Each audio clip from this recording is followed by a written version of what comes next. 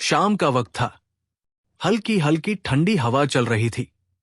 आसमान में सूरज ढल रहा था और उसकी लालिमा जैसे किसी की अधूरी कहानी सुना रही थी। राजेश उस पुराने मोहल्ले के सामने खड़ा था, जहां उसने कभी अपनी जिंदगी के सबसे खूबसूरत और सबसे दर्दनाक पल बिताए थे। 3 साल, पूरा 3 साल बाद वो यहां लौटा था। उसके कदम जैसे जमीन में धंस गए थे। दिल जोर जोर से धड़क रहा था, हाथ कांप रहे थे।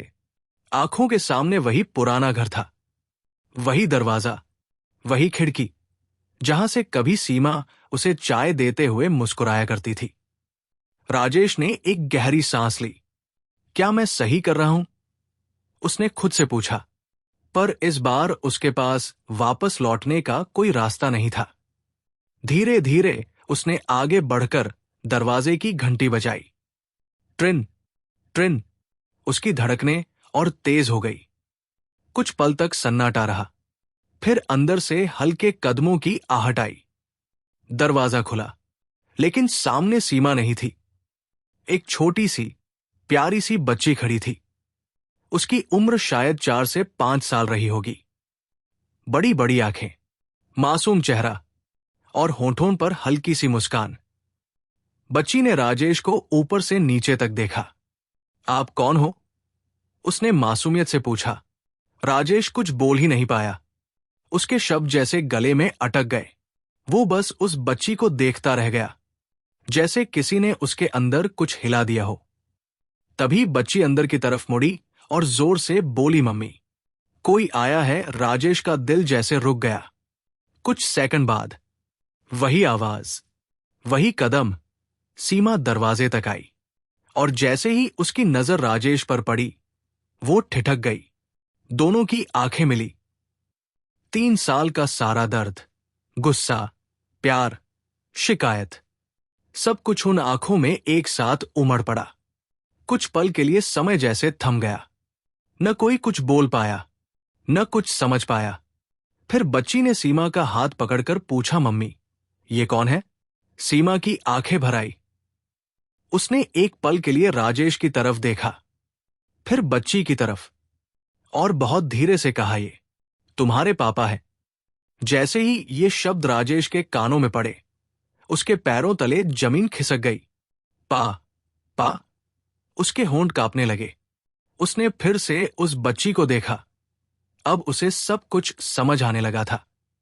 उसकी आंखें भर आई। ये मेरी बेटी है? उसकी आवाज टूट गई। सीमा चुप रही। उसकी चुप्पी ही जवाब थी।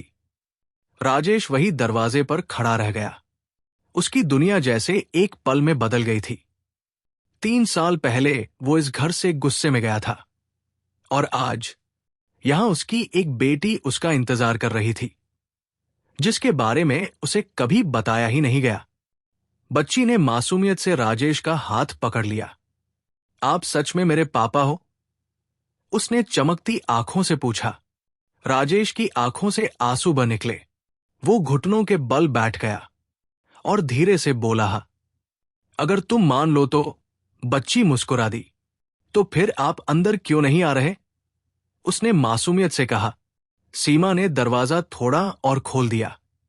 अंदर आ जाओ। उसकी आवाज धीमी थी, लेकिन उसमें कई भाव छिपे थे।